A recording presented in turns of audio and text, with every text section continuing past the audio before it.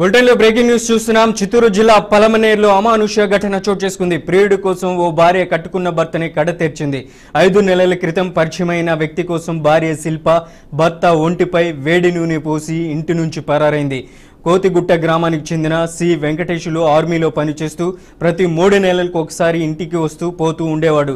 ఈ క్రమంలో నిందితురాలు శిల్ప అదే గ్రామానికి చెందిన ఎం వెంకటేష్తో అక్రమ సంబంధం ఏర్పరచుకుంది. ఈ విషయం బాధితుడు వెంకటేశులకు తెలియడంతో ఇద్దరి మధ్య తరచూ గొడవలు అవుతుండేటివి. ఈ నేపథ్యంలో సి వెంకటేశులు అడ్డు తొలగించుకోవడానికి శిల్ప ఆమె ప్రియుడు ప్లాన్ వేశారు. అనుకున్నట్లే భర్త నిద్రలో ఉండగా శిల్ప వేడి నూనె తలపై పోసి ప్రేమికుడితో కలిసి పారిపోయింది. బాధితుడు కేకలు వేయడంతో ఆసుపత్రిలో చేర్పించినట్లు గ్రామస్తులు తెలిపారు. ఘటనపై పోలీసులు కేసు నమోదు చేసి దర్యాప్తు చేస్తున్నారు.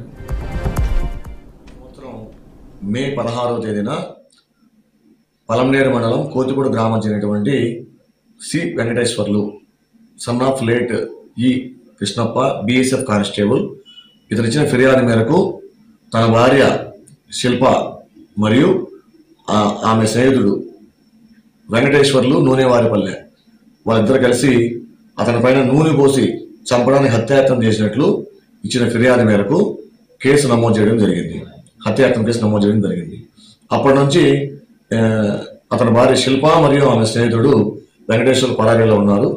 మొన్నటి దినం సమాచారం పైన వాళ్ళని పట్టుకొని 307 అంటే అటెంప్ట్ మర్డర్ కేసు కింద రిమాండ్ చేయడం జరిగింది. ప్రస్తుతం వీళ్ళు చిత్తూరు డిస్ట్రిక్ట్ జైల్లో ఉన్నారు. ఈ శిల్పకు వెంకటేశ్వర్కి ఆల్రెడీ 3 పిల్లలు సంతానం ఉన్నారు.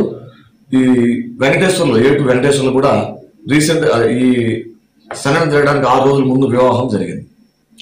ఫిర్యాదుదారుడు ఆరోగ్యంగానే ఉన్నాడు. ఇతను బిఎస్ఎఫ్ కానిస్టేబుల్ ప్రస్తుతం ఉద్యోగం చేస్తూ ఉన్నాడు.